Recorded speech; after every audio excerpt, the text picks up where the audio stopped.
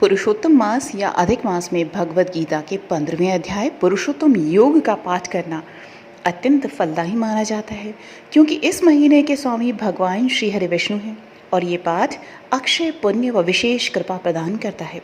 इस अध्याय में संसार को एक उल्टे वृक्ष के रूप में वर्णित किया गया है, जिसे वैराग्य की कुल्हाड़ी से काटकर परमात्मा के वास्तविक स्वरूप पुरुषोत्तम को जानने और जीवात्मा के सनातन अंश होने का इससे ज्ञान प्राप्त होता है।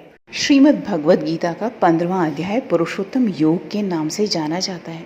इसमें भगवान श्री कृष्ण ने संसार रूपी पीपल के उल्टे वृक्ष का रूपक देखकर मोह से मुक्ति का मार्ग बताया है तथा क्षर, अक्षर और सबसे उत्तम पुरुष के रहस्य को उन्होंने इसमें बताया है विस्तार से।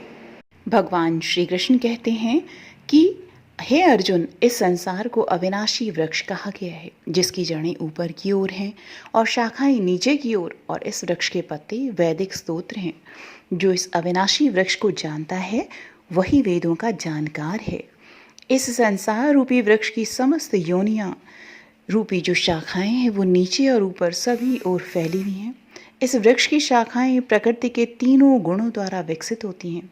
इस वृक्ष की इंद्रिय विषय रूपी कोंपलें हैं।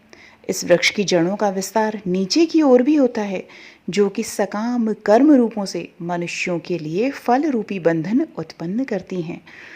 इस संसार रूपी वृक्ष के वास्तविक स्वरूप का अनुभव इस जगत में नहीं किया जा सकता है, क्योंकि न तो इसका आदि है और ना ही इसका अंत है और ना ही इसका कोई आधार ही है। अत्यंत दृढ़ता से स्थित इस वृक्ष को केवल वैराग्य रूपी हथियार के द्वारा ही काटा जा सकता है। वैराग्य रूपी हथियार से काटने के बाद मनुष्य को उस परम लक्ष्य अर्थात परमात्मा के मार्ग की खोज करनी चाहिए, जिस मार्ग पर पहुंचा हुआ मनुष्य इस संसार में फिर कभी वापस नहीं लौटता है। फिर मनुष्य को उस परमात्मा के शरणागत हो जाना चाहिए, जिस परमात्मा से इस आदि रहित संसार रूपी वृक्ष की उत्पत्ति और विस्तार होता है। जो मनुष्य मान, प्रतिष्ठा और मोह से मुक्त है तथा जिसने सांसारिक विषयों में लिप्त मनुष्यों की संगति को त्याग दिया है, जो निरंतर परमात्मा स्वरूप में स्थित रहता है, जिसकी सांसारिक कामनाएं पूर्ण रूप से समाप्त हो चुकी हैं और जिसका सुख दुख नाम का भेद समाप्त हो गया है, ऐसा मोह से मुक्त हुआ मनुष्य उस अविनाशी परम पद अर्थात परम धाम को प्राप्त करता है। उस परम धाम को न तो सूर्य प्रकाशित करता है, ना ही चंद्रमा प्रकाशित करता है और ना ही अग्नि उसे प्रकाशित करती है। जहाँ पहुंचकर कोई भी मनुष्य इस संसार में वापस नहीं आता है, वही मेरा परम धाम है।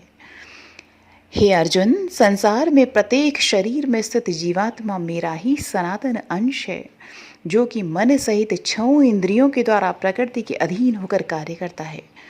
शरीर का स्वामी जीवात्मा 6 इंद्रियों के कार्यों को संसार रूप में ग्रहण करके एक शरीर का त्याग करके दूसरे शरीर में उसी प्रकार चला जाता है, जिस प्रकार वायु गंध को एक स्थान से ग्रहण करके दूसरे स्थान में ले जाती है।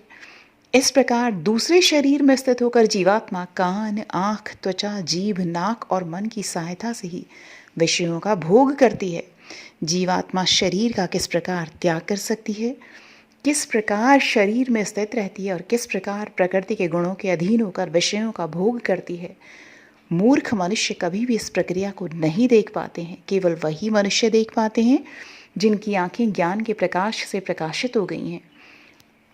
योग के अभ्यास में प्रयत्नशील मनुष्य ही अपने हृदय में स्थित इस आत्मा को देख सकते हैं, किंतु जो मनुष्य योग के अभ्यास में नहीं लगे हैं, ऐसे अज्ञानी प्रयत्न करते रहने पर भी इस आत्मा को नहीं देख पाते हैं। अब भगवान जगत में, इस संसार में परमात्मा की स्थिति का वर्णन करते हैं। वो कहते हैं कि हे अर्जुन, जो प्रकाश सूर्य में स्थित है, जिससे समस्त संसार प्रकाशित होता है, जो प्रकाश चंद्रमा में स्थित है और जो प्रकाश अग्नि में स्थित है, उस प्रकाश को तू मुझसे ही उत्पन्न समझ। मैं ही प्रत्येक लोक में प्रवेश करके अपनी शक्ति से सभी प्राणियों को धारण करता हूँ और मैं ही चंद्रमा के रूप में वनस्पतियों में जीवन रस बनकर समस्त प्राणियों का पोषण करता हूँ। मैं ही पाचन अग्नि के रूप में समस्त जीवों के शरीर में स्थित रहता हूँ। मैं ही प्राण वायु और अपान वायु को संतुलित रखते हुए 4 प्रकार के अर्थात चबाने वाले, पीने वाले, चाटने वाले और चूसने वाले अन्नों को, इस हर प्रकार के अन्नों को पचाता हूँ। मैं ही समस्त जीवों के हृदय में आत्मा रूप में स्थित हूँ। मेरे द्वारा ही जीव को वास्तविक स्वरूप की स्मृति, विस्मृति और ज्ञान होता है। मैं ही समस्त वेदों के द्वारा जानने योग्य हूँ। मुझसे ही समस्त वेद उत्पन्न हुए हैं और मैं ही समस्त वेदों को जानने वाला हूँ। अब भगवान कृष्ण शरीर, आत्मा और परमात्मा का वर्णन अर्जुन से करते हैं। वो कहते हैं कि हे अर्जुन, संसार में दो प्रकार के ही जीव होते हैं, एक नाशवान अर्थात जो क्षर हैं और दूसरे अविनाशी अर्थात जो अक्षर हैं। इनमें समस्त जीवों के शरीर तो नाशवान होते हैं और समस्त जीवों की आत्मा को अविनाशी कहा जाता है, परंतु इन दोनों के अतिरिक्त एक श्रेष्ठ पुरुष हैं जिसे परमात्मा कहा जाता है। वह अविनाशी भगवान तीनों लोकों में प्रवेश करके सभी प्राणियों का भरण पोषण करता है। क्योंकि मैं ही क्षर और अक्षर दोनों से परे स्थित सर्वोत्तम हूँ, इसीलिए इस संसार में तथा वेदों में पुरुषोत्तम रूप में विख्यात हूँ। हे भरतवंशी अर्जुन, जो मनुष्य इस प्रकार मुझको संशय रहित होकर भगवान रूप से जानता है, वह मनुष्य मुझे ही सब कुछ जानकर सभी प्रकार से मेरी ही भक्ति करता है।